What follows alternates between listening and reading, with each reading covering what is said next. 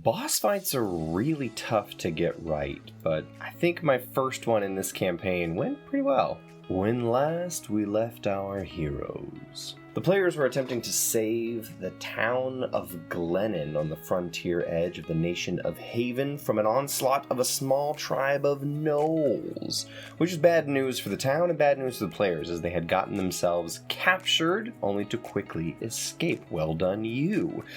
And so they had a negotiation with one of the gnolls, sort of an inside man for them, to see if they could help overthrow the leader of the gnolls, Ulfok.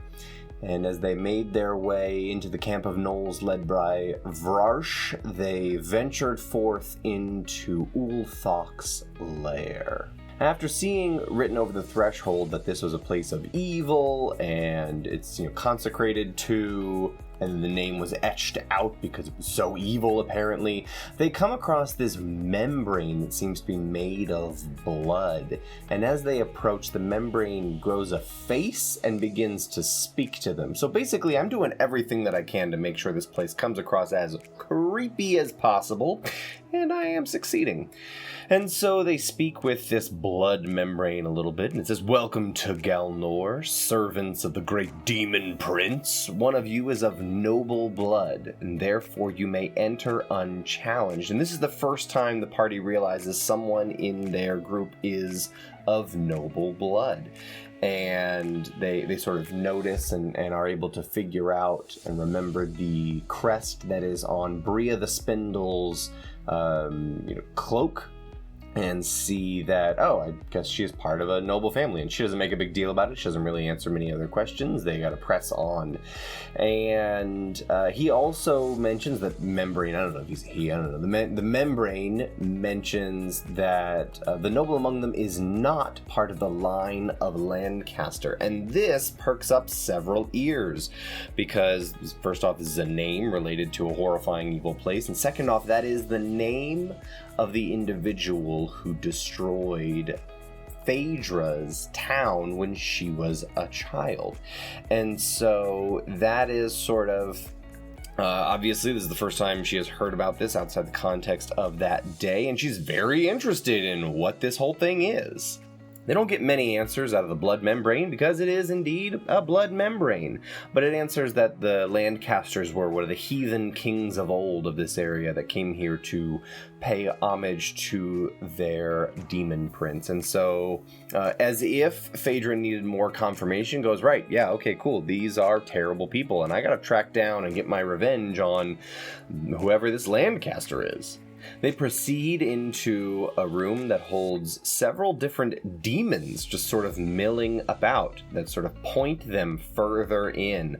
And this could have been a combat, but the players chose to pass those demons by and continue into the cave. Next, they find a room that looks like where somebody might sleep, have a little campfire, a little bedroll. They find a chest, they find some letters, all of it's in Gnollish. They don't read Gnollish. Their guide, Vrarsh, won't read anything to them because he's like, well, we gotta press on, we don't have time to read this garbage. And then they find Ulfok in the final room at sort of a glowing altar portal thing. He's got a summoning book in his hand and a massive flail by his side. Curled up in the far room, he's got this giant warg that sort of is his little pet. And he has a small exchange in Gnoll with Vrarsh before combat. And this is, a really good opportunity for the players to realize that they don't speak every language, and sometimes things happen in various languages that they can't understand. And so I really like language in D&D. I like making it more complex than it is in the rules, where maybe if you share the same alphabet, you would be able to pick out, not even the same alphabet, maybe more closely related than that. Like, I think of Giant and Dwarvish as closely related cousin languages, almost like Spanish and Portuguese, and so you might be able to pick up certain words or phrases, but the players don't have anything close to Gnollish in their repertoire, and so they miss out on all of that exchange, which is interesting because I think that if a player does have a language, they can pick up on that exchange. It gives them a little insight into something else, a little extra layer of engagement. I'm also using Foundry VTT for this campaign, which I highly recommend if you are willing and able to put in the time that it takes to set up the modules to make your game function just how you want it to. But I'm using a module called Polyglot, which basically allows you to, in the text chat, type in a specific language in the game. And it knows what characters understand what languages. And so I can type something in, for example, Elven, and only the characters that speak and understand Elven can read the translated message. Everyone else just sees a set of weird-looking runes, and so they know that something was said, but they don't know what was said unless they speak Elvish. And so I'm able to do some things like that. So hey, if you can read it, then your character understands it. And that is a really cool sort of role-playing thing that you get with these virtual tabletops that you might not get at a table. So anyway, let's get to what we were here for, boss battle. Pretty quickly, combat is underway, and one of the things with boss battles, especially in 5e, is you gotta be really careful, because if you have just one bad guy against a number of players, even only 3 players, that bad guy is probably not going to survive for very long, not get to do their cool things. So they should have other people.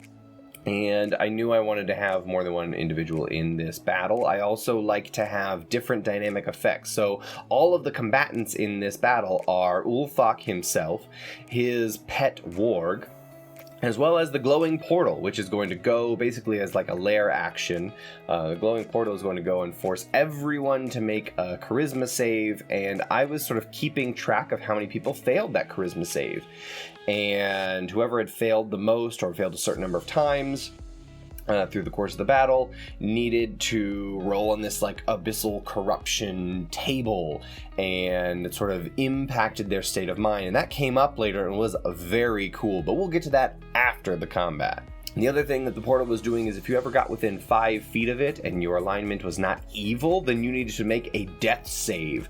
And I think that death saves are a really cool mechanic in a boss battle, because I like boss battles breaking the rules of the game. And when you look at a conscious, full HP player and tell them that either you fail a death save or you need to make a death saving throw, they lose their minds. They don't know what that means. What does that mean to fail a death save? Am I about, like, what happens if I get to 3? Is that going to carry over when I hit 0 hit points, or do I just die right now? It's fantastic. The look on their faces is great. And the other reality is, they have to fail 3 times, and so it's not that big a deal. I definitely do have it as if you fail 3 death saves, you just die right there, or probably your soul is sucked into the abyss, and they have to go try to get you back, which is going to be very difficult. But I know that you have to fail 3 times, you have to be within 5 feet of it. Like, there's easy ways to avoid and get around this, so it's not that big of a deal, but it adds so much flavor and drama to the situation, because they have a real sense of fear and danger and threat without there necessarily being all that much. So I think death saves as a mechanic that you can use on conscious PCs in high climactic boss battles is, I think, a really cool way to play around with the rules a little bit. So Ulfak has his weapon Scourge, and basically Scourge is a really, really weakened version of whatever the actual Demon Lord stat block for Yenogu is. So like, one of the flails does extra damage, one of them is a con save or you're restrained, and one of them is a whiz save or you're dazed. And he's hitting different people with these things, sort of flailing about. Was well named. Give him a bite as a bonus action that can heal him. When he bloodies someone, they need to make a wisdom saving throw or be frightened. So I like to add in all these conditional triggers, very similar to Matt Colville's action-oriented monster design, because I think it gives bosses really interesting dynamic things that they're doing when they're bloodied, which is at half health or below.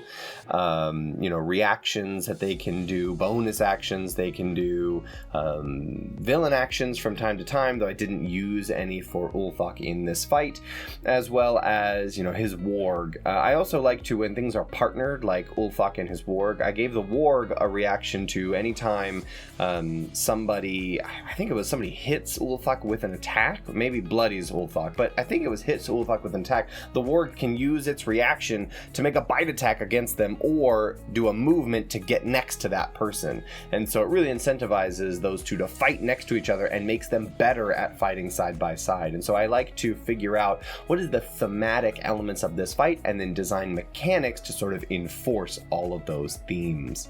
And the players also had Vrarsh, the Gnoll, sort of in the background shooting arrows into the fray. That is, until they killed Ulfok, because they did successfully fell Ulfok, and then there was a voice, a presence came out of this portal. And that they knew to be the presence of Yinogu, the demon lord. It wasn't actually there, it was just his presence, his essence, and said, I'm not finished with this servant yet. You will not fail me again, Ulfok, rise. And he had a new stat block with all these more demonic abilities. It also forced everyone to make a saving throw, or else they were sort of possessed by this evil element. All of the players succeeded, but Vrarsh failed, and basically went insane and was trying to kill whoever was closest to him, which, since he was in the back line, was most of the players. And this was something I had in my back pocket, a phase 2 of the boss battle, and sometimes these can be really interesting and dramatic, but I always keep them in my back pocket. I try to telegraph them when I can, but I don't always commit to them, because sometimes you don't know how great your balance is going to be when you're homebrewing an entire encounter, and so you say, well, I'm going to try to make it kind of hard and challenging, and if the players get some lucky crits in, if my math is wrong, and it turns out to be an easier battle than I thought, then I have this phase 2 in my pocket. But if the players are really hurting and it's a really close fight, it was already long, intense, and dramatic, then I don't have to pull it out if I don't need to. And so that was my plan with this phase 2 of the boss battle, was to sort of have an option for if things go sideways for Ulfok, then Yinogu is going to resurrect him and get him to go all over again. And I ended up needing to do that because the players strategized and played really effectively. They have their Fey Wanderer Ranger, because of all the Tasha's stuff that he has and some of the homebrew things, the feats that I've given him, and everybody has all these feats. It's not like he's overpowered or anything, but he just happens to be really good at single target damage. Whoever his foe is, he can sort of really add on. He's okay, I'm going to Zephyr Strike and do my favorite foe and attack him with my bow and all these things and add in a D4 and a D6 and a D whatever.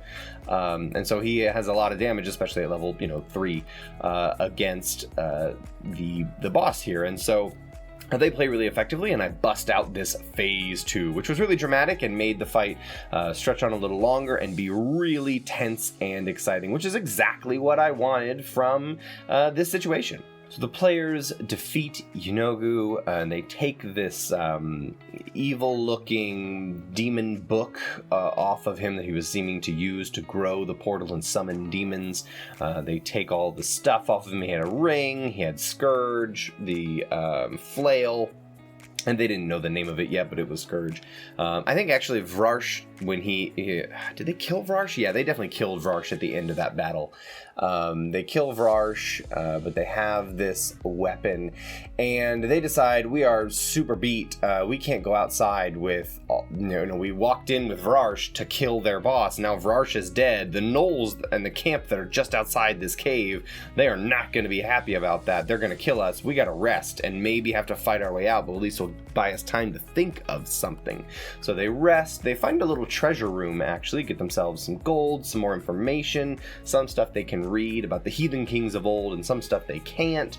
But they have some of these magic items that they've gotten, some treasure. They decide to rest, and this is sort of the end of this little adventure, with the one little mop-up of needing to figure out, what do we do with these gnolls now? We sort of cut off the head of this snake. How do we get rid of this gnoll tribe fully and completely? So after they rest, they have some ideas, they go back out, they very quickly clean up and kill the demons that were waiting there. They were pretty low level, like mains, dretches, that sort of thing. Low level demons waiting for them behind the blood membrane. They exit, and they have all this stuff, and the gnolls are waiting around. They're like, we sent in a gnoll, and no gnoll came out, just all these, humans and elves. What's going on, people? And the players have to think on their feet really quickly, and they did a fantastic job. They realized that they were holding the flail that Ulfok was holding. And based on the interactions they had with the gnolls, the players very quickly and very intelligently put together that the weapon, the flail, Scourge is what the gnolls called it. Scourge is what made somebody in the gnoll warband the leader, the chief. And that was a very interesting realization to them. Gnolls are obviously a chaotic society and sort of the strongest rule, and the way that you know somebody is the strongest is they're the one holding this flail, and if anyone can take it from that person, then they must be the strongest. And so they realize, oh great, Phaedra, the really socially awkward shy elf, this is great, is the one holding Scourge. I guess that elf is our leader, and they needed to go really carefully, because at first they said, why don't you just go live peaceful lives as farmers? And the gnolls are like, wait a second, should you really be in charge if you're going to say something as dumb as that? No, leader, where do we go get to ravage and pillage and murder? And they had to think quickly on their feet, and the players said, well, we got to turn these guys loose somewhere, but it can't be on this village. So they mentioned a tribe of orcs that are west of the wall in Haven, but the players told the gnolls they need to go east of the wall to destroy these orcs. So we'll see what happens with these gnolls. They are 100% going to make another appearance, but for now, the players are in charge of this warband of gnolls. They sent them away on a sort of a wild goose chase, and we'll see what the gnolls come up with, and if and when they show their heads again. But you better believe we have not seen the last of these gnolls. And the players victorious, having sort of tricked the gnolls into leaving, due to really quick thinking and putting together the puzzle in the moment on the fly, decide to head back down the mountain to Glennon to give them the good news. And that is sort of where we ended the session. The players had finished this adventure, they leveled up, they got some cool treasure. They don't all know what it does yet, but they know that there's a wizard in Glennon, really, really low level, sort of college, magic college dropout kind of wizard that they can talk to and get their stuff identified. And so they're excited to go do that and tell the town of Glennon that they are safe, and maybe move on to figuring out other things. But that was sort of the end of this little introductory arc, and I love to do this sort of self-contained small 2, 3, 4, 5 session adventure. This ended up being 3 sessions adventure to introduce the players to the setting, the starting town, the world, the bad guys, what's going on, and then from there it sort of opens up into more open world. So now that you know who the players are, where do you want to go and what do you want to do? I don't really believe in a main story for D&D. I think whatever the players do is the main story. That being said, there are definitely major campaign events happening in the world, but if the players don't choose to engage with those things, then they're just background things that will come back to bite the players later on. But for the time being, the players are choosing what they get to engage with, and I don't really think of that as side content, because I do have some interesting sort of what would classically be defined, I guess, as side quests coming up that I'm really excited about, but I think the players will latch on to them because they're just cool quests, and anything that the players choose to do is the main quest, because the game and the story sort of follow what the players choose to do. And so I'm looking forward to DMing more with this group and trying to figure out what they're interested in, what they can sort of make their mark on the world. But they managed to complete this arc. Nobody died. I think somebody went unconscious once or twice in that battle, but it was definitely a fun, tense, back and forth boss battle. It's always tough balancing a boss battle, especially because I homebrew basically everything at this point in 5th edition's life cycle. And so it is it's really spicy sometimes, but it's a lot of fun always. The players are really good sports about everything when I bust out some BS mechanics, but it is a lot of fun. They did a really good job. And I'm looking forward to their reception in Glennon next week, and then seeing what they choose to do next. Where are they going to go? Where are they going to choose to focus their energies after this, now that the gnolls are, for the time being at least, disbanded and defeated? But thank you all for listening to this episode of When Last We Left Our Heroes, and I'll see you next time.